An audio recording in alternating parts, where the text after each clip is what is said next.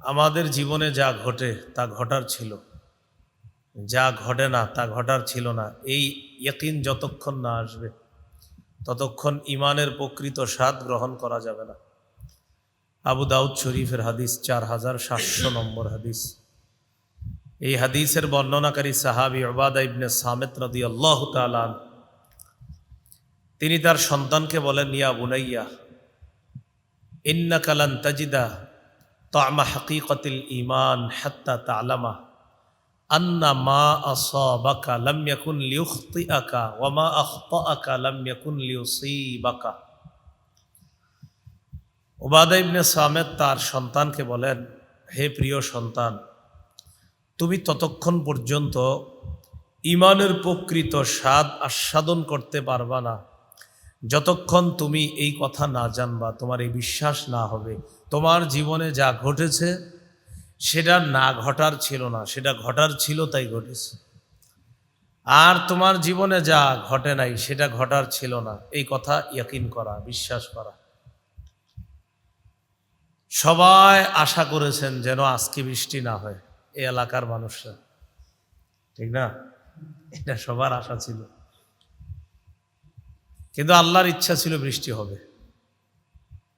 এখন শত দোয়া করার পরেও, শত আশা করার পরেও যখন বৃষ্টি হয়েছে, ইয়াকিন করতে হবে এটা হওয়ার ছিল তাই হয়েছে। আবার মনে করেন গত কয়েকদিন সবাই বৃষ্টি চাইছে, হয় নাই। তো যখন হয় নাই, বাস ইয়াকিন করতে হবে যে আমাদের এত চেষ্টার পরেও যখন হলো না, এটা হওয়ার ছিল না।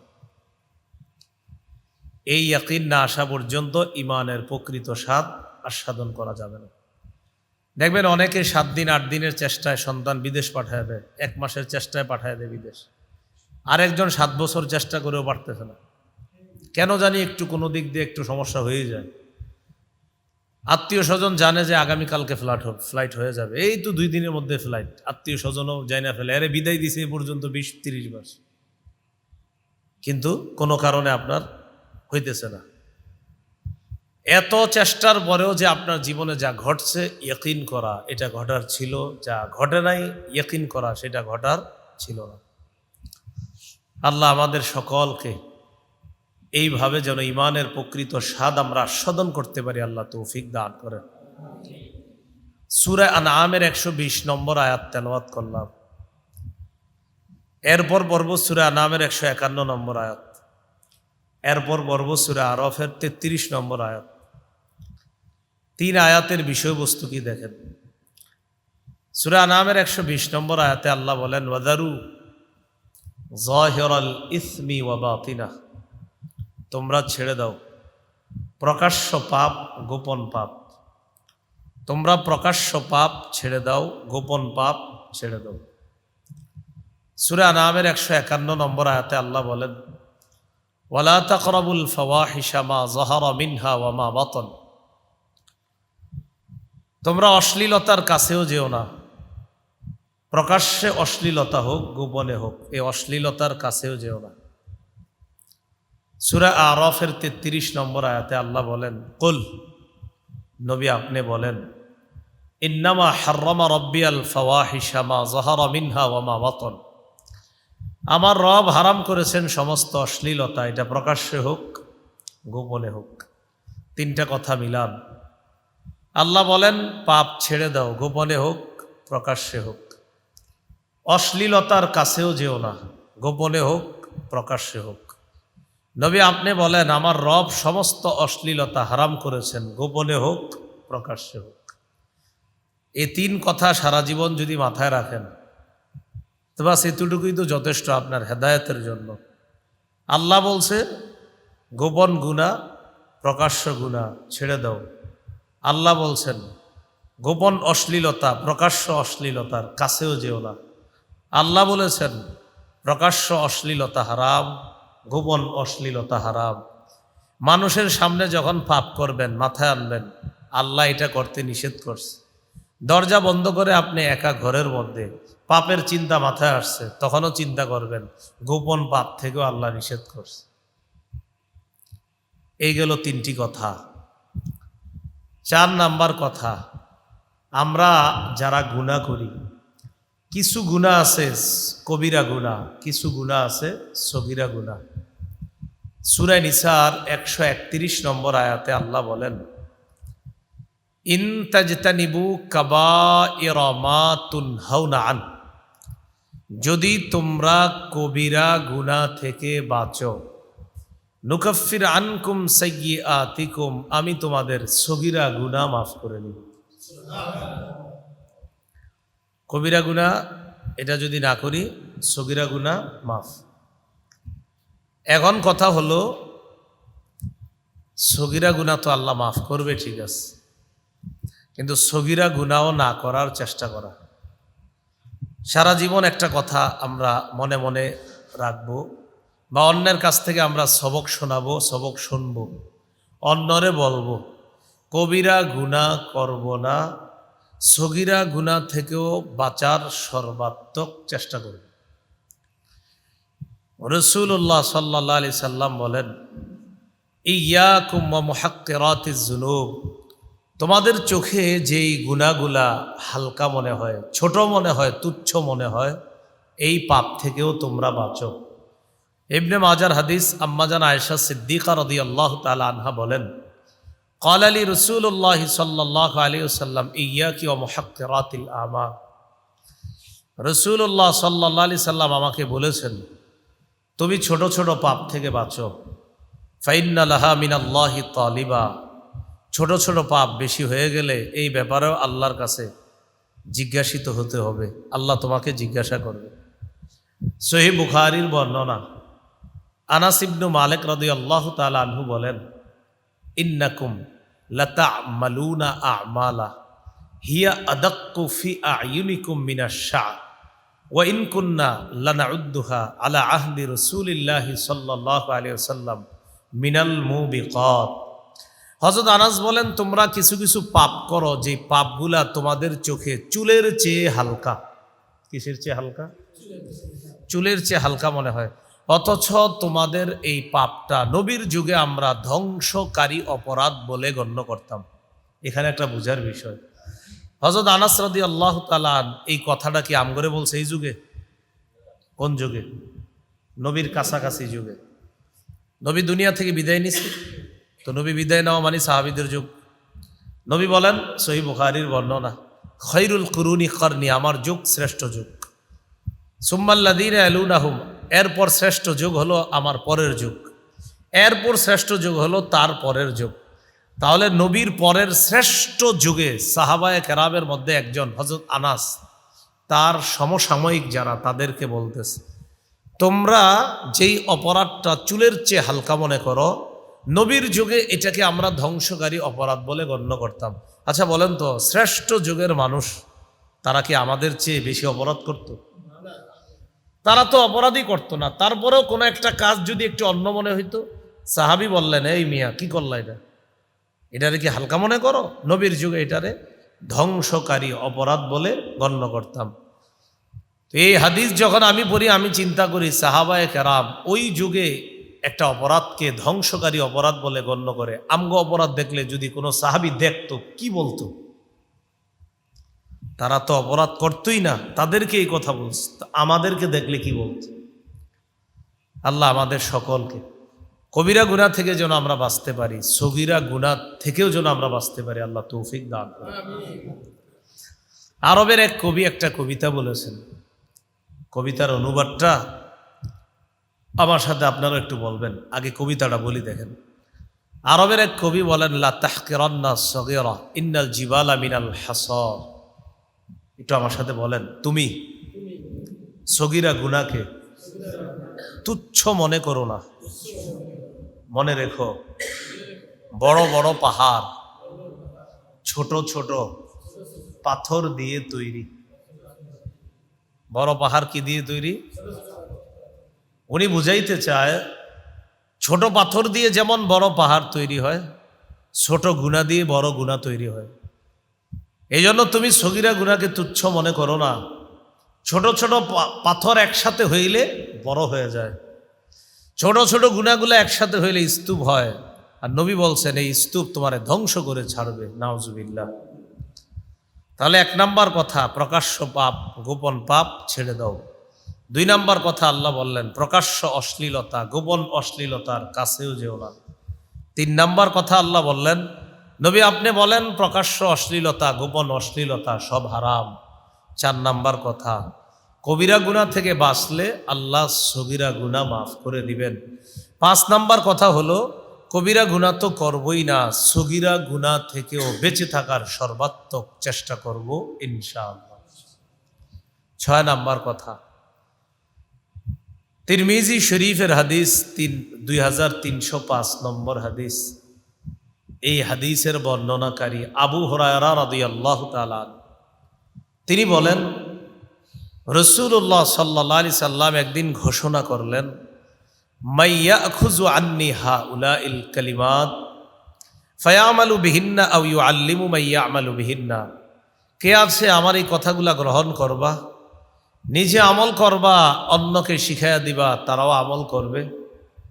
সাহাবী আবু হুরায়রা বললেন, ফাকুলতু আনা ইয়া রাসূলুল্লাহ, হুজুর আমি আছি, আমি আপনার এই কথা নিজে গ্রহণ করব, আমল করব, অন্যকে শিখিয়ে দিব। তে হাদিস বলার আগে নবী কি বললেন, কে আছো আমার এই কথাগুলা গ্রহণ করবা, নিজে আমল করবা, অন্যকে শিখিয়ে দিবা, তারাও যেন আমল করে। তো আমি এখন আপনাদের সামনে যে হাদিসটা শোনাবো আপনাদেরকে, আপনারা তো বলতে হবে, এই হাদিস শোনার পর আপনারও আমল করতে হবে, অন্যকে শিখিয়ে দিতে হবে যেন তারাও আমল করে। কি রাজি আছেন আপনারা? কারণ এই হাদিস শোনার শর্ত এটা যে আপনি শুনবেন, মানবেন, অন্যকে শোনাবেন। ফাখাযা বিয়াদি, আবু হুরায়রা বলেন নবী আমার হাত ধরলেন, ধরার পর আদ্দা খামসা, গুনে গুনে আমারে 5টা জিনিস শিখিয়ে দিলেন। 1 নাম্বার, ইত্তাকিল মাহারিম তাকুন আ'বাদান নাস। আবু হুরায়রা হারাম কাজ থেকে বাঁচো, নিষিদ্ধ কাজ থেকে বাঁচো, গুনাহ থেকে বাঁচো, হারাম কথা থেকে বাঁচো, হারাম শ্রবণ করা থেকে বাঁচো, হারাম খাদ্য পেটে ঢুকানো থেকে বাঁচো, হারাম মজলিস থেকে বাঁচো, হারাম পোশাক পরিধান করা থেকে বাঁচো, টোটাল হারাম থেকে বাঁচো। মানুষ তোমাকে চিনুক বা না চিনুক, তাকুন আ'বাদান নাস, তুমি মানুষের মাঝে সবচাইতে আল্লাহর শ্রেষ্ঠ আবেদ, শ্রেষ্ঠ ওলি বলে গণ্য হবে। শ্রেষ্ঠ ওলি। দেখেন আপনাদের এই এলাকায় অনেক মানুষ আছে এমন, যে মানুষটারে আপনারা অত পাত্তা দেন না, হ্যাঁ তো পাত্তা দেন না, বা কোনো দরবার যদি হয় আপনাদের এলাকায়, কোনো মিটিং হয়, ওই বেচারাও বসে আইসা হয়তো কোনা কানায়, মিটিংয়ের মধ্যে তো তার কথা বলার কোনো চান্স নাই। যদি একটা বলো, সাথে সাথে সবাই কয় এই তুই কথা বলিস না, থাম, মানে হের অতটা দাম নাই। কিন্তু এই লোকটা যদি হারাম না খায়, এই লোকটা হারাম পরে না, হারাম পোশাক পরে না, হারাম খাবার খায় না, সে দুনিয়াতে কম কামাই করে, পুরাটাই হালাল। আপনারা যদিও তারে দাম দেন না, যদিও তার কোনো মূল্য আপনাদের কাছে নেই, কিন্তু সে যে সমস্ত হারাম থেকে বাঁচে, আপনাদের এলাকাবাসী তাকে চিনেন বা না চিনেন, আল্লাহর খাতায় এই এলাকার সবচেয়ে শ্রেষ্ঠ আবেদ বলে গণ্য হয়েছে। হাদিসে আসছে যে এই জাতীয় লোকগুলো এমন, এরা হারিয়ে থাকলে এলাকার বাসী খোঁজে না এদেরকে, নাই 5-6 দিন নাই তো, নাই কি হয়েছে, আরে কি হ্যাঁ কি এলাকার, মানে ওরকম কোনো পাত্তা নাই, দাম নাই। তার কথা বললে গ্রহণ করা হয় না। আমির সাহেব তার কথা অতটা গণ্য করে না, যদি বলে আমির সাহেব এটা করেন, আপনি কথা বললেন, অন্যরা বলে না, এরকম। তো এই জন্য রাসূলুল্লাহ সাল্লাল্লাহু আলাইহি সাল্লাম বললেন হারাম থেকে বাঁচো। আপনাদের এখানে যারা আছেন বিশ্বাস করেন, শুধু একটু গুণ যদি অর্জন হয় যে আমি হারাম খাবো না, আমি হারাম পরিধান করব না, আমি পোশাক আদি কম পরবো, হালাল পরবো, আমি কম খাবো, হালাল খাবো, আমি কম কথা বলবো, ভালো কথা বলবো, না পারলে চুপ থাকো, আমি কানে যদি কখনো শুনি কোরআন হাদিস শুনবো, আমি গান বাদ্য শুনবো না, অশ্লীলতা আমি শুনবো না, কেউ মিথ্যা বললে আমি সেখানে কান পাতবো না, কে গীবত করলে আমি সেখানে বসবো না। এই হারাম থেকে যদি বাঁচেন, বিশ্বাস করেন আপনারে মানুষ না চিনলেও তাকুন আ'বাদান নাস, নবী বলেন তুমি আল্লাহর শ্রেষ্ঠ আবেদ, শ্রেষ্ঠ ইবাদত গুজার বান্দা হিসাবে তুমি আল্লাহর কাছে বিবেচিত হয়ে যাবা। এই হলো 1 নাম্বার। 2 নাম্বার, ওয়ারদ বিমা কাসামাল্লাহু লাক তাকুন আগনান নাস। আল্লাহ তোমার জীবনে যা ফয়সালা করেছেন, যা বরাদ্দ করে রেখেছেন, এটাতে তুমি সন্তুষ্ট থাকো। মানুষের মধ্যে মনের দিক থেকে তুমি সবচাইতে স্বনির্ভর বান্দা হয়ে যাবা, সবচেয়ে ধনী মানুষ হয়ে যাবা। আপনি ব্যবসা বাণিজ্য করেন, আজকে লাভ হয়েছে 10 টাকা, আলহামদুলিল্লাহ। আজকে 1000, আলহামদুলিল্লাহ। আজকে 2000, আলহামদুলিল্লাহ। আজকে 20,000, আলহামদুলিল্লাহ। আজকে সমান সমান, আলহামদুলিল্লাহ। আজকে লাভ হয়েছে, আজকে একটু লস হয়ে গেছে, আলহামদুলিল্লাহ। এলাকাবাসী কয় তুমি লাভ হইলেও আলহামদুলিল্লাহ বলো, সমান সমানেও আলহামদুলিল্লাহ, লস খাইলেও আলহামদুলিল্লাহ, রহস্য কি? ওই ব্যক্তি জবাব দেয়, আমি প্রতিদিন চেষ্টা করি, চেষ্টার ফলাফল আল্লাহ কখনো 10 টাকা, কখনো 1000, কখনো 2000, কখনো 20,000, কখনো সমান, কখনো লসও খাই, চেষ্টা কমতি নেই আমার। কিন্তু নবী বলছে তোমার ভাগ্যে আল্লাহ যা ফয়সালা করেছেন এটাতে তুমি খুশি থাকো। 10-এও খুশি আমি, 1000-এও খুশি। নবী বলেন এই পৃথিবীর সবচেয়ে ধনী মানুষ তো তুমি, কারণ তোমার কোনো অভিযোগ নেই, তুমি ধনী মানুষ। 3 নাম্বার, ওয়া আহসিন ইলা জারিক, প্রতিবেশীর সাথে উত্তম আচরণ করো, তাকুন মুমিনা, খাঁটি মুমিন হবা। প্রতিবেশীর সাথে উত্তম আচরণ করো, খাঁটি মুমিন হবা। প্রতিবেশীর চেয়ে আপন ভাই আছে, প্রতিবেশী তারা তো আপন, তার চেয়ে আপন ভাই। তা আপন ভাইও একসময় ভাই থাকলেও প্রতিবেশীর মতো হয়ে যায়। কিভাবে? বড় পরিবারের কারণে মা বাবা আলাদা করে দিস, এখন ভাইয়েরা পর্দাপশিদা রক্ষা করার জন্য আলাদা থাকে। সমস্যা কি আলাদা থাকলে? আপনারা ভাই তো, নাকি ভাই আলাদা হয়ে গেছে? মানে ভাইয়ের সম্পর্ক কি আলাদা হয়ে গেছে? পর্দা বা ইসলাম রক্ষা করার জন্য আলাদা হয়েছে, বড় ফ্যামিলি হয়ে গেছে। আলাদা হওয়ার পর আপনি 10 বছর আর হের খোঁজ নেন না, হের বাসায় সেমাই পাঠান না, তার বাসায় আপনি ঈদের দিন এক বাড়ি গোস্ত পাঠাইলেন না, অথচ আপনি আপনার আত্মীয় স্বজন অন্য আছে অনেক, শ্বশুর বাড়ির 5 জন 10 জন লোকরে দাওয়াত করে খাওয়াইছেন, কিন্তু আপনার আপন ভাইয়ের ঘরে এক বাটি গোস্ত পাঠাবেন, এটা আপনার মন চায় নাই গত 10 বছর। এই যে কামটা আপনি করলেন, আপনি যাদের সাথে চাকরি করেন তাদেরকে ঈদের দিন দাওয়াত দিয়ে বাসায় বসায় খাওয়াইলেন, আপনার আপন ভাইয়ের কথা কি একটু মনে বললো না আপনার? মানুষ কি আজীব হয়ে যায় দিন দিন। মানুষ তার ভাই আলাদা ঘরে থাকে তো বাস, থাকার অর্থ কি এই যে আর সালাম দিবেন না? শুধু কি তাই? আব্বা আর কাকা, কি বললাম? আব্বা আর কাকা, আমি হলাম সন্তান। আব্বা আর কাকা কথা বলে না বলে আমিও কাকারে সালাম দেই না, কারণ আমার আব্বা কাকার সাথে কথা বলে না, তাই আমিও কাকারে সালাম দেই না। বাবা আর কাকা কথা বলে না, তারা ভাই ভাই অভিমানে আসমান অভিমান, কিছুদিন পর আবার ঠিক হবে। আপনি ভাতিজা কেন সালাম দিবেন না? সমাজ ব্যবস্থা কি আজীব পরিস্থিতির দিকে যাচ্ছে। বাবা আর চাচা কথা বলে না, এই জন্য ভাতিজা চাচারে সালাম দেয় না। শুধু কি তাই? কাকা ব্যাগ নিয়ে বাড়িতে আসতেছে, ভাতিজা কাকার ব্যাগটা হাতে নেয় না। কেন? আমার আব্বার সাথে কাকা কথা বলে না, তাই আমি কাকার ব্যাগ হাতে নিব না। আপনি এটা কিভাবে পারলেন? এটা কিভাবে পারলেন? এই কাজটা আপনার দ্বারাতে কিভাবে সম্ভব হলো? এই জন্য আত্মীয়তার সম্পর্ক রক্ষা করা এটা এমন একটা বিষয়।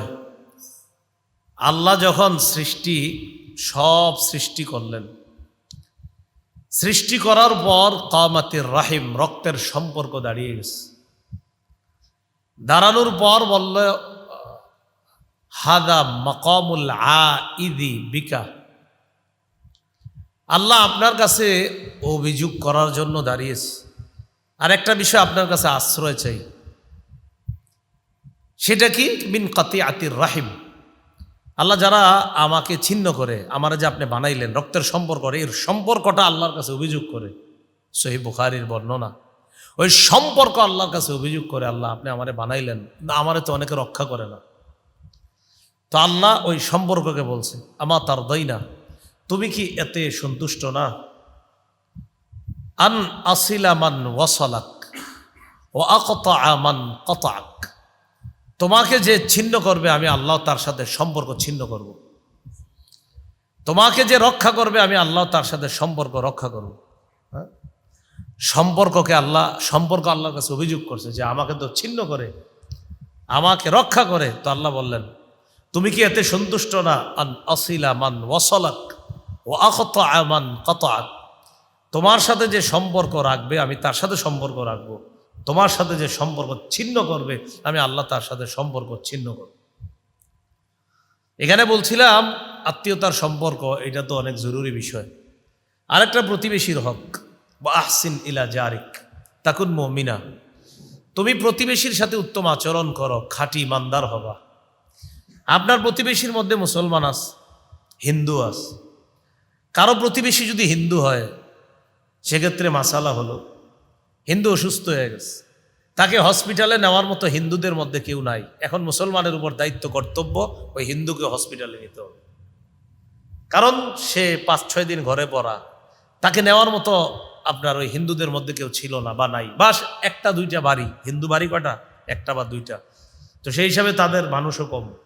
ইতিমধ্যে একটা হিন্দু ব্যক্তি অসুস্থ হয়ে গেছে, অসুস্থ হওয়ার পর তাকে এখন হসপিটালে নিবে এরকম কেউ নাই। হিন্দু ব্যক্তির বউ আপনার না পাইরা এক মুসলমানের কাছে এসে বলল যে আমার স্বামী তো অসুস্থ 7 দিন 6 দিন 5 দিন, তাকে হসপিটালে নিব যে, এরকম কেউ নাই। মুসলমানের উপর দায়িত্ব কর্তব্য হয়ে যায়, তখন ওই হিন্দু প্রতিবেশীকেও হসপিটালে নিয়ে যায়। কথাটা বুঝে আসছে সবার? যদি তাদের কেউ না থাকে তখন আমাদের উপরেও দায়িত্ব কর্তব্য এসে যায়। ইসলাম আমাদেরকে এটা শিক্ষা দেয়।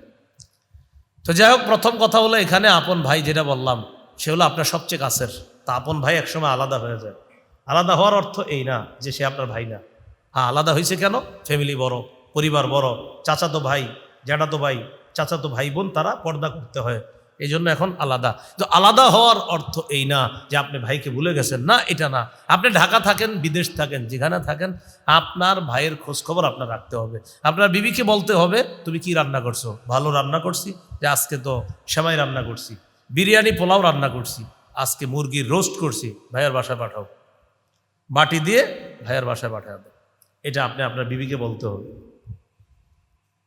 আহসিন ইলা জারিক, তুমি প্রতিবেশীর সাথে উত্তম আচরণ করো, খাঁটি মুমিন হবা। 4 নাম্বার, ওয়া আহিব্বালিন নাস মা তুহিব্বু লিনাফসিক তাকুন মুসলিমা, তুমি নিজের জন্য যা পছন্দ করো মানুষের জন্য তা পছন্দ করবা, খাঁটি মুসলমান হয়ে যাবা। রাস্তায় হাঁটতেছেন, পায়ের নিচে আপনার ইটের টুকরা একটা আপনার পায়ের নিচে লাগছে, ব্যথা পাবো কিনা? একটা কলার সিল্কায় আপনার পা লেগে আপনি পিছলে পড়ে গেছেন। এখন আপনি চিন্তা করলেন আমি পড়লাম, আরো কয়েকজন আসুক, ওরাও পড়ুক। এটা আপনি মুসলমানের পরিচয় দিলেন না। ইটের টুকরা আপনার পায়ের কোনায় লাগার পর আপনি চিন্তা করলেন আমার পায়ে লাগছে, আরো কয়েকজনের লাগুক, এটা মুসলমানের পরিচয় না। সহিহ বুখারীর বর্ণনা। আপনি যদি এই চিন্তা করে ইটের টুকরা, ইটের কণা, কলার সিল্কা অথবা সুই অথবা কাটা রাস্তা থেকে সরিয়ে দেন, গফিরা লাহু মা তাকদ্দামা মিন যামবি, তার আগের সব গুনাহ মাফ। তাহলে মুসলমানের পরিচয় হবে সেটা, আমার পায়ে ইটের টুকরা লাগছে, সরায়া দেওয়া। কলার সিল্কায় কিন্তু গাড়িও অ্যাক্সিডেন্ট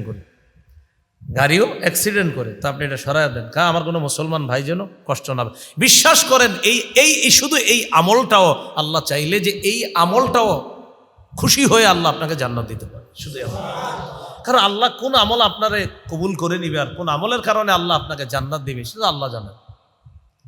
এই গেল 4 নাম্বার। 5 নাম্বার, ওয়ালা তুকসিরি দেহকা, আবু হুরায়রা, বেশি হাসবা না। ফাইন্না কাসরাতা দেহকি তুমিতুল কলবা, বেশি হাসি অন্তরকে মৃত বানিয়ে দেয়, বেশি হাসি অন্তর মৃত বানিয়ে দেয়। তাহলে 5টা কথা আবার বলি আমি, মনে আছে না? নবীজি বলছে আমি কথাগুলো বলবো, নিজে আমল করবা, অন্যকে শিখাবা, তারাও যেন আমল করে। এখানে আপনারা কিছু লোক শুনতেছেন, আজকে মাহফিল মাঠে হওয়ার কথা ছিল, আল্লাহর ইচ্ছা হয়নি, বাস এখানে হয়েছে। এখানে যেই কয়জন শুনতেছেন নিয়ত করে ফেলেন, আমার যেই কয়টা মনে থাকবে আমি আরো 10 জনকে জানাই দিব, বলি ইনশাআল্লাহ। কারণ এই হাদিসটার সুন্নাহ এটা, আপনি শুনবেন, এটা আরেকজনকে জানাই দিবেন। তো 1 নাম্বার, তুমি হারাম থেকে বাঁচো, আল্লাহর শ্রেষ্ঠ আবেদ হবা, শ্রেষ্ঠ বান্দা হয়ে যাবা। 2 নাম্বার, আল্লাহ তোমার ভাগ্যে যা লিখেছেন, যা দিয়েছেন, যা বন্টন করে দিয়েছেন, এটাতে খুশি থাকো, মনের দিক থেকে শ্রেষ্ঠ ধনী হবা। 3 নাম্বার, প্রতিবেশীর সাথে উত্তম আচরণ করো, খাঁটি মুমিন হবা। 4 নাম্বার, নিজের জন্য যা পছন্দ করো, মানুষের জন্য তা পছন্দ করবা, খাঁটি মুসলমান হবা।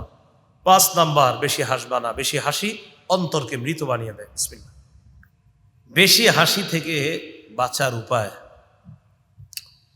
বাহ্যিক যে আবাদতগুলো আমরা করি, বাহ্যিক, যেমন আজকে এশার নামাজ পড়ছেন, আল্লাহ বাঁচায় রাখলে ফজর পড়বেন, এগুলো বাহ্যিক আবাদত। হজ করা বাহ্যিক আবাদত, আরো অনেক আবাদত আছে, এগুলো বাহ্যিক। কিছু আবাদত আছে গোপন, এই গোপন আবাদতগুলা বাড়ানোর চেষ্টা করবেন। গোপন আবাদতগুলা বাড়াইতে যদি পারেন, ইনশাল্লাহ দেখবেন আপনার অত্যাধিক যে হাসি, বেশি অট্ট হাসি দেওয়া, এগুলো আস্তে আস্তে কমে আসবে। গোপন আবাদতগুলা বেড়ে গেলে এই অধিক পরিমাণে যে হাসার আমাদের একটা বদভ্যাস আছে, এই হাসিগুলো আমাদের কমে যাবে। কারণ একটা হলো বাহ্যিক ইবাদত, যেগুলো আল্লাহ বলছে, যেমন নামাজ, পুরুষদের জন্য জামাতে উপস্থিত হয়ে নামাজ পড়া। অনেকে আছে আবার আমাদের দেশে আপনার এরকমও লোক পাবেন যারা মসজিদে এসে নামাজ পড়ে না, মানুষ দেখবে এই জন্য। কে দেখবে? হ্যাঁ, আমার সাথে এরকম লোকের দেখা হয়েছে। এক ব্যক্তি আমার তাফসির শোনে নিয়মিত, তার ছোট ভাই নামাজ পড়ে না, আগে পড়তো, তো নিয়ে আসছে আমার কাছে, কেউ কেন নামাজ পড়ো না? কয় মানুষ দেখে ফেলবে, মানুষ দেখে ফেলবে, এই জন্য আমি মসজিদে নামাজ পড়ি না। তো আচ্ছা ঠিক আছে, বাসায় পড়োনি? কয় বাসায় তো মানুষ দেখে ফেলবে। বাসায় মানুষ মানে হ্যাঁ, টোটাল পড়েই না, মসজিদে পড়ে না, মানুষ দেখবে, বাসায় পড়ে না, বাসার সদস্যরা দেখবে। সে আবার এক জায়গার ভক্ত, সে ভক্ত কোন জায়গার সেটা আমি আর বলবো না, সেটা আপনাদের কোনো এক জায়গায় সম্ভবত। উনি একদম পুরা মানে উনি যে জায়গার ভক্ত, তো উনি নামও বলছে যে উনি ওই জায়গার ভক্ত। তো ওনার বিশ্বাস হলো, ওনার আকীদা হলো, শুধু ওই ভক্তির কারণে সে জান্নাত পাবে। এটা তার আকীদা, এটা তার বিশ্বাস, একদম বিশ্বাস করেন। তার ভাই এখনো নিয়মিত তাফসীর শোনে, আমার নিয়মিত এখনো তাফসীর শোনে তার ভাই। আর ছোট ভাইয়ের এই হালাত, হঠাৎ এরকম হয়ে গেছে। কেমনে হয়ে গেছে বেচারারা বুঝতে পারে নাই, কারো পাল্লায় বইরা কবে জানি আপনার, যখন আপনাদের পদ্মা সেতু হয় নাই তখন কোথায় জানি আসছে, আসার পর তখন এরপর থেকে তার এই হালাত হয়ে গেছে। যেখানে হোক বিষয়টা, তো এই ব্যক্তির এই অবস্থা হয়ে গেছে। উনি মানুষকে দেখানো, এই জন্য উনি মানুষকে দেখানোর জন্য নামাজ পড়ে না মসজিদে, বাসার সদস্যরা দেখবে তাই বাসায় পড়ে না। আল্লাহ আমাদেরকে হেফাজত করেন। গোপনীয় ইবাদত সেগুলা কি হইতে পারে? বাসায় ঘুমায় রয়েছেন, রাত 1টা-2টার দিকে ঘুমাইয়া আছে আপনার বিবি, পাশের রুমে ছেলে মেয়ে আছে, আপনি বৈশা 10 বার সুবহানাল্লাহ পড়লেন, আপনার বিবিও দেখে নাই, ছেলে মেয়ে কেউ দেখে নাই। এই যে গোপনে 10 বার আল্লাহরে স্মরণ করছেন, কেউ দেখে নাই। আপনি রাস্তায় হাঁটতেছেন, কেউ আপনার আশেপাশে এখন নাই, রাত 10টার দিকে রাস্তায় হাইটা বাড়িতে যাইতেছেন, আস্তাগফিরুল্লাহ পড়তেছেন হাঁটতে হাঁটতে, কেউ আপনারা দেখে নেই, আল্লাহ দেখছে। মসজিদে নামাজ পড়লেন, মাগরিব পড়লেন, পড়ার পর 2 রাকাত নফল পড়লেন বা আরও কিছু পড়লেন, পড়ার পর বৈশা রয়েছেন, ইমাম সাহেব চলে গেছে, মুয়াজ্জিনও চলে গেছে, কেউ নাই, মুসল্লি একজনও নাই। বৈশা কতক্ষণ আপনি জিকির করতেছেন, আস্তে আস্তে একদম গোপনে ডাকতেছেন আল্লাহরে, কেউ দেখতেছে না, বাস আল্লাহ দেখতেছে। অথবা বাসার আপনার 4টা রুম আছে, একটা রুমে বৈশা আপনি ইবাদত করতেছেন আল্লাহর, কেউ আপনারা দেখতেছেন, আল্লাহ দেখ। এগুলা গোপন ইবাদত। এগুলাতে কি হয় জানেন? এগুলাতে দিল নরম হয়, আর দিল যত বেশি নরম হবে, অট্ট হাসি তত কমে যাবে আপনার। জুবাইর ইবনুল আওয়াম নবীর সাহাবী, তিনি বলেন, মান ইসতাতাআ মিনকুম আন তাকুনা লাহু খাবিআতুম মিন আমালিন সালিহ ফালইফআল। তোমাদের কারো পক্ষে যদি সম্ভব হয় গোপন ইবাদত বেশি করা, সেজন্য করে। নেক আমল গোপনে বেশি করা যদি কারো পক্ষে সম্ভব হয়, সেজন্য করে। রাস্তা দিয়ে হাইটে যাইতেছেন, এটা এতিমখানার দান বাক্স, কেউ আপনারা দেখে নাই, আপনি গোপনে সেখানে 5,000 টাকা দান বাক্সই ফালাইয়া দিলেন, দান বাক্সেই ফালাইয়া দিয়েছেন, কেউ দেখলো না, বাস আল্লাহ দেখছে। তো জুবাইর ইবনুল আওয়াম বলেন, গোপন ইবাদত যদি কারো সাধ্য হয়, কুলায়, আল্লাহ তৌফিক দিলে বেশি বাড়াইবা। আল্লাহ আমাদেরকে আমল করার তৌফিক দান করেন। এবং শাফি রহমতুল্লাহ আলাইহি বলেন, আসাদুল আমালি সালাসা, পৃথিবীতে 3টা আমল করা সবচেয়ে কঠিন। কয়টা আমল? 3টা আমল করা সবচেয়ে কঠিন। 1, আল জুদু মিন কিল্লা, টাকা পয়সা কম থাকলে দান করা খুব কঠিন। মানে আপনার এমনি টাকা পয়সা নাই, এই মুহূর্তে দান করাটা এটা এত সহজ না। আল জুদু মিন কিল্লা, পকেটে আছে 5 টাকা, এই মুহূর্তে দান চাইতেছে আপনার একজন, ভাই একটু শরীক হয়ে যান, তো চিন্তা আছে না, আছেই 5 টাকা, যদি পারেন 2 টাকা যদি দিয়ে দিতে পারেন তাহলে অনেক কিছু। আছেই তো 5 টাকা, সামর্থ্য আছে, বাস 2 টাকা দিয়ে দিলেন। তো ইমাম শাফি বলেন এই কামটা খুব কঠিন, টাকা কম আবার দান করা এটা খুব কঠিন। তো আল জুদু মিন কিল্লাহ। 2 নাম্বার ওয়াল ওয়ারউ ফি খালওয়া, নির্জনে আল্লাহরে ভয় করা খুব কঠিন। নির্জনে আল্লাহকে ভয় করা কঠিন। আমাদের সবার সামনে কিন্তু আপনি এখন সুবহানাল্লাহ পড়তেছেন বারবার, আলহামদুলিল্লাহ পড়তেছেন বারবার, আস্তাগফিরুল্লাহ বারবার বলতেছেন, আল্লাহু আকবারও বলতেছেন। মসজিদে এসে কিন্তু কেউ গুনাহ করেন না, হয়তো নামাজ পড়তেছেন, না হয় কোরআন তেলাওয়াত করতেছেন, না হয় ইমাম সাহেবের ভালো কথাগুলো শুনতেছেন। এখানে কিন্তু কেউ গুনাহ করতেছেন না, এখানে আল্লাহর নামটাও বারবার নিতেছেন, এখানে ইবাদতটা আপনি সহজে করতেছেন। কিন্তু ঘরের দরজাটা বন্ধ করলেন, যেখানে আপনার মা নাই, আপনার বাবা নাই, ঘরের ভিতর আপনি ছাড়া কেউ নাই, ওই মুহূর্তে ইবলিস বলছে মোবাইলে ওই নাটকটা দেখো, ওই সিনেমাটা দেখো। ওই মুহূর্তে আল্লাহকে ভয় করা বড় কঠিন। ওয়াল ওয়ারউ ফি খালওয়া, যখন নির্জনে আছেন তখন একটু চিন্তা করবেন যে এখন আমি দেখি আল্লাহরে কতটা ভয় পাই। আমি নির্জনে, আমারে কেউ দেখতেছে না, গুনাহ আমার সামনে, কিন্তু আল্লাহ দেখতেছে। তখন যদি গুনাহটা না করেন বোঝা যাবে আপনি আল্লাহরে ভয় করেন। আল্লাহরে তো ভয় করেন ঠিক আছে প্রকাশ্যে, তো ইমাম শাফি কয় গোপনে নির্জনে আল্লাহরে ভয় করা বড় মুশকিল, বড় কঠিন। 3 নাম্বার ওয়াকালিমাতু হাক্কিন ইনদা মাইয়ুরজা, যার কাছে কিছু আশা করা হয় তার সামনে হক কথা বলা কঠিন। একজন সুদখোর আমারে কিছু হাদিয়া দিবে মনে করেন, তো বেটা এসে আমারে বলতেছে হুজুর এইভাবে এইভাবে কাজ করলে কি সুদ হয়? তো কোরআন সুন্নাহ কয় হ্যাঁ আসলেই সুদ এটা। তা আমি চিন্তা করলাম যদি বলি সুদ তা কিছু পাবো না। আমি চিন্তা করলাম উনি তো আমারে এখন কিছু দিতে পারে বান্ডেল, আমি চিন্তা করলাম যদি বলি সুদ তো বান্ডেলটা আর দিবে না, আর যদি খালি একটু বুঝাই দিতে পারি না না না আপনারটা সুদ না অপরেরটা সুদ, তাহলে দিবে। এই বেটার সুদকে সুদ বলতে পারাটা বড় কঠিন। কি বললাম? উনি যে সুদ খায়, কালিমাতু হাক্কিন ইনদা মাইয়ুরজা, একদিক দিয়ে উনি আমি জানি ওনার পকেটে সুদের টাকা, আরেক দিক দিয়ে জানি উনি আমাকে দিবে, তখন তার সামনে হক কথা বলা কঠিন। ইমাম শাফি বলে তুমি তার কাছ থেকে চাইতেছো, কামনা করতেছো, এই মুহূর্তে তার সামনে হক কথা বলা খুব কঠিন, কারণ একটু পরে তো তোমার পকেট বাড়ি হবে। কালিমাতু হাক্কিন ইনদা মাইয়ুরজা, যার কাছ থেকে কিছু কামনা করা হয়, কিছু চাওয়া হয়, তার সামনে হক কথা বলা বড় কঠিন। এটা শুধু সুদের ব্যাপারে না, যে কোনো ব্যাপারে আপনি দেখবেন আপনার দ্বারা একজনের উপকার হবে, আপনি আশাবাদী যে উপকার, কিন্তু উপকারটা হবে অন্যায়। উপকারটা কি? অন্যায়। এই উপকার মানে আপনি জানেন যে এই লোকটা যদি আদালতে আমার ব্যাপারে কথা বলে তো আমি এই জমিনটা পাবো, কিন্তু জমিন আপনার না। জমিন কার না? আসলে আপনার না, এটা এতিমের সম্পদ। আপনি অন্যায়ভাবে ভক্ষণ করবেন, খাইবেন, টোটাল জুলুম করবেন, বা ভদ্র স্টাইলে ডাকাতি করবেন। সোজা কথা, ভদ্র স্টাইলে ডাকাতি। এখন আপনি চিন্তা করলেন আমি যে ভদ্র স্টাইলে আরেকজনের জমি মারবো, এখন আমার পক্ষে তো তাকে রাখতে হবে। এই বেটা আবার খুব খারাপ, যারে পক্ষে রাখছে, এখন হেরে আমি যে খারাপ কমু যদি কই তা আবার জমি আমি পাবো না। কালিমাতু হাক্কিন ইনদা মাইয়ুরজা, যার কাছ থেকে কিছু আশা করা হয়, যে তার বিরুদ্ধে আমি যদি এখন বলি তাহলে তো আমার জমিন গেছে। আমার জমিন মানে আমার তো না, এটা আমি যে ভদ্র স্টাইলে জমিটা ডাকাতি করব সেটা তো চলে যাবে আমি যদি হক কথা বলি। তো ইমাম শাফি কয় তখন হক কথা বলা বড় কঠিন। এখানে আমার উদ্দেশ্য নির্জনে আল্লাহরে ভয় করা। নির্জনে আল্লাহর ভয় অন্তরে ঢুকান, দেখবেন অট্টহাসি অটোমেটিক কমে যাবে।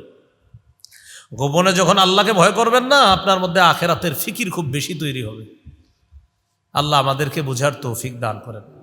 ওমর ইবনে আব্দুল আজিজ মসজিদের মিম্বরে দাঁড়ায় বলতেন, আইয়ুহান নাস আসলিহু আখিরাতাকুম ইউসলিহিল্লাহু লাকুম দুনিয়াকুম ওয়া আসলিহু সারাইরাকুম ইউসলিহিল্লাহু লাকুম আলানিয়াতাকুম। হে মানুষ, তোমরা তোমাদের আখেরাতকে শুদ্ধ করো, আল্লাহ তোমাদের দুনিয়াকে সংশোধন করবেন। ও মানুষ, তোমরা তোমাদের ভিতরের যে গোপন বিষয়গুলো আছে, ভিতরের যে খারাপিগুলো আছে, এগুলা সংশোধন করো, আল্লাহ তোমাদের বাহ্যিক বিষয়গুলা পরিপাটি করে দিবে। মনে আসেনি নবী আবু হুরায়রার কয় জিনিস শিখাইছে? ভুলে আছেন? 5 জিনিস। 5 নাম্বারটা বেশি হাসবা না, বেশি হাসি অন্তর মরা বানায় দেয়। শুরু থেকে আবার বলি, 1 গুনাহ ছেড়ে দাও, বাহ্যিক গুনাহ, গোপন গুনাহ। 2 অশ্লীলতা প্রকাশ্যে হোক গোপনে হোক এটার কাছেও যেও না। 3 অশ্লীলতা প্রকাশ্যে হোক গোপনে হোক এটা হারাম। 4 কবিরা গুনাহ যদি ছেড়ে দাও, আল্লাহ সগীরা গুনাহ মাফ করে দিবেন। 5, কবিরা গুনাহ তো করব না, সগীরা গুনাহ থেকেও বেঁচে থাকার চেষ্টা করব ইনশাআল্লাহ, কারণ সগীরা গুনাহ করতে করতে কবিরা গুনাহ হয়ে যায়। 6, আবু হুরায়রা রাদিয়াল্লাহু তাআলা আনহুকে নবী 5টি কথা বলছেন, এর মধ্যে একটা, হারাম ছেড়ে দাও তো আল্লাহর শ্রেষ্ঠ আবেদ হয়ে যেতে পারবা। সর্বশেষ কথা আজকের 7 নাম্বার, 7টি অপরাধ আমাদেরকে ধ্বংস করে ছাড়ে। বলেন কয় অপরাধ? 7টি অপরাধ। সহিহ বুখারীর বর্ণনা, 2766 নম্বর হাদিস, 2766 নম্বর হাদিস। এই হাদিসে আসছে আল্লাহ রাসূল বলেন, ইজতানিবুস সাবআল মুবিকাত, 7টি অপরাধ থেকে বাঁচো, যে 7 অপরাধ তোমাদেরকে ধ্বংস করে ছাড়বে। ক্বালু আমা হুন্না ইয়া রাসূলুল্লাহ, সাহাবীগণ বললেন, হুজুর এই 7টি অপরাধ কি? রাসূল সাল্লাল্লাহু আলাইহি সাল্লাম বললেন, 1 নাম্বার আশিরকু বিল্লাহ, আল্লাহর সাথে শিরক করা। আল্লাহর সাথে, স্বপ্নেও শিরিক করেন না। কিসেও? স্বপ্নে শিরিক করলে যদিও আপনার কিছু হবে না, কিন্তু কথার কথা আল্লাহরে বলবেন, আল্লাহ প্রকাশ্য শিরিক, গোপন শিরিক, জানা শিরিক, অজানা শিরিক থেকে তোমার কাছে পানা চাই। মাবুদ ঘুমের মধ্যেও যেন শিরিক না করি, এটা থেকেও পানা চাই। সহিহ বুখারীর 1237 নম্বর হাদিস, জিবরিল আমিন আল্লাহ রাসূলকে বলছেন, বাশশির উম্মাতাক আন্নাহু মান মাতা মিন উম্মাতিকা লা ইশরিকু বিল্লাহি শাইআ দাখালাল জান্নাহ। আপনার উম্মতকে সুসংবাদ দেন, যদি শিরিক করা ছাড়া মারা যায়, সরিষার দানা পরিমাণ ইমানও যদি খাঁটি ইমান থাকে, একদিন না একদিন জান্নাতে প্রবেশ করবে। কয় অপরাধ ধ্বংস করে? 7টা। 1 নাম্বার শিরিক, 2 নাম্বার সিহর, জাদু। জাদু, ওই যে প্রেমে শেখা খাইছে, এই মেয়ের বিয়ে করতে না পারে, এখন জাদু করছে মেয়ের, কুফরি করে মেয়ের শ্বশুর বাড়িরেও জাদু করে শেষ করে দিতে চায়। এগুলা কত বড় খতরনাক কথা। একটু আগে না আকীদা সংশোধন করলাম আমরা, আমার জীবনে যা ঘটেছে সেটা ঘটার, যা ঘটে নাই সেটা ঘটার না। যে মেয়ের আপনি বিয়ে করতে পারেন নাই, সেটা বিয়ে করার ছিল না, তাই করতে পারেন নাই। এখন হ্যাঁ, জাদু টোনা কইরা পরিবারটা ধ্বংস করে দিতেছে। এগুলা করবেন না কখনো, এগুলা করার প্রতি অন্যরে উৎসাহিত করবেন না কখনো। জাদু টোনা আমারে আপনারা যেন না করতে পারে, আপনার সন্তান বাচ্চা যারা তাদেরকেও যেন না করতে পারে। এজন্য কি করবেন? ফজরের পর বলেন কুল হুয়াল্লাহ 3 বার, ফালাক 3 বার, নাস 3 বার। মাগরিবের পর কুল হুয়াল্লাহ 3 বার, ফালাক 3 বার, নাস 3 বার। বলেন জোহর, আসর, এশা কুল হুয়াল্লাহ 1 বার, ফালাক 1 বার, নাস 1 বার। তাহলে ফজরের পরে কয়বার করে? মাগরিবের পরে, এশার পরে, আসরের পরে, জোহরের পরে।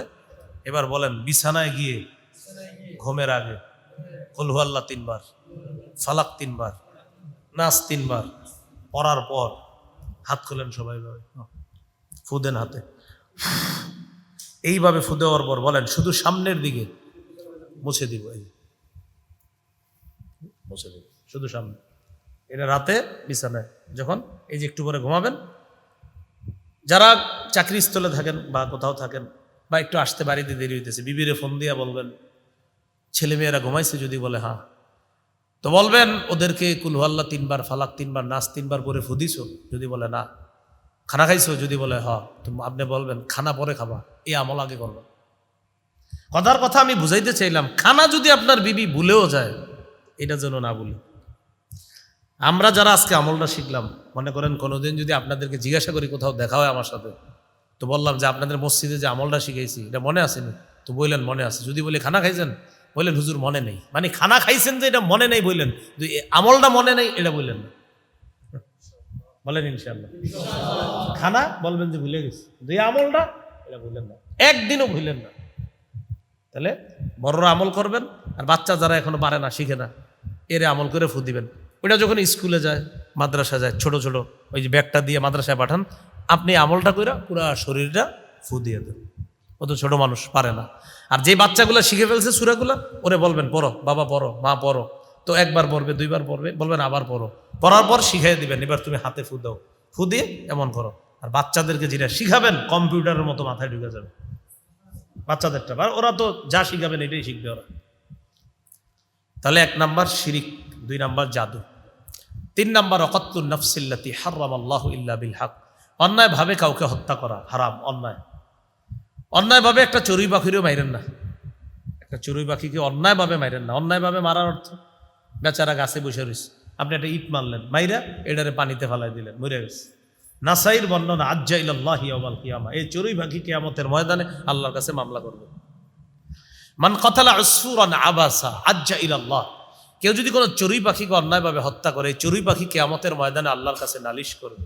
আল্লাহকে বলবে ইন্না ফুলানান কাতালানি আবাসা ওয়া লাম ইয়াকতুলনি লিমান ফাআ, আল্লাহ অমুকে আমাকে শুধু শুধু হত্যা করছে, কোনো কারণে আমারে হত্যা করে নাই। মাবুদ আমারে হালাল বানাইছেন তার জন্য, সে যদি জবাই করে বিসমিল্লাহ বলে আমারে খাইতো মাইনা নিতাম, কিন্তু সে আমারে এইভাবে গুলাল মাইরা বাজিরা হই মাইরা আমারে মাইরা ফেলছে, আমি বিচার চাই।